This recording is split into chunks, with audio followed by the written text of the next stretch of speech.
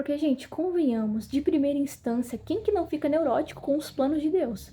Oi, a gente nunca se viu, eu não sou íntima de você, mas eu quero conversar com você sobre suas falsas seguranças em Deus. Você entrega o controle da sua vida para Deus, mas no fundo você tem um reserva que revela a sua falta de confiança no agir dele. Imagina que quando você entrega o controle da sua vida para Deus, você entrega um controle para ele, dando a aval para que ele possa fazer o que ele achar de melhor na sua vida. Mas você fica apreensivo e não consegue confiar totalmente. Por isso que você tem um controle de reserva escondido para que quando você sinta que a situação está saindo totalmente fora do seu controle, você possa agir usando esse controle de reserva e resolver isso. Então, no fundo, você acha que confia em Deus, mas só tem uma falsa sensação de confiança nele. Ou você só confia nele em si porque sabe que você tem esse controle de reserva e esse controle de reserva te dá essa falsa sensação de confiança e segurança. E eu não tô querendo colocar você contra a parede dizendo que você faz isso porque você quer,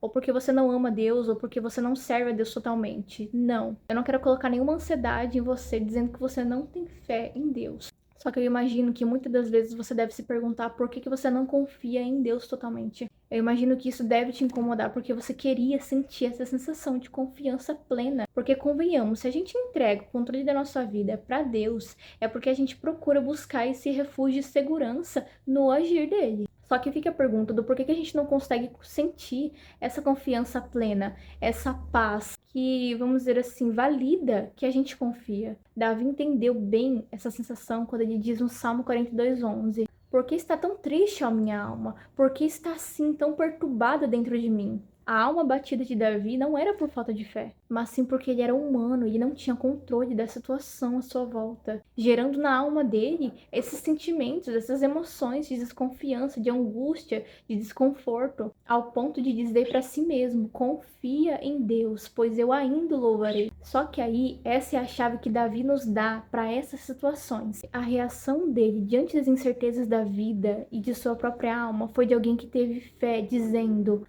ponha a sua esperança em Deus, pois ainda o louvarei. Ele é o meu Salvador e o meu Deus. Perguntas do porquê você anda tão ansioso com o amanhã, carregando fardos que não te pertencem, só você vai poder responder. Porque, gente, convenhamos, de primeira instância, quem que não fica neurótico com os planos de Deus? O ditado popular não diz que Deus escreve certo por linhas tortas? Isaías 55:8 diz: porque os meus pensamentos não são os vossos pensamentos, nem os vossos caminhos os meus caminhos. No fundo, a gente quer sim se sentir no controle da situação. E é por isso que nós não nos deixamos ser vulneráveis ao ponto de perdermos totalmente o controle e ficarmos à mercê de Deus. Já ouviu falar aquela frase que você não tem controle da situação, mas só a forma como você reage diante delas? Eu quero me agarrar nesse entendimento e eu quero que você também tome posse desse poder que Deus te dá. Se você não consegue achar esse controle de reserva e entregar a Deus, comece mudando a forma como você lida com as situações fora do seu controle, que já é um grande passo para você se libertar das amarras de si mesmo. E se você com o tempo ficar mais vulnerável aos planos de Deus e ficar menos preocupado, já é a entrega desse controle escondido e a ascensão de uma fé inabalável, que não importa o que ocorra, mas sim qual seria a sua reação diante do que ocorrer.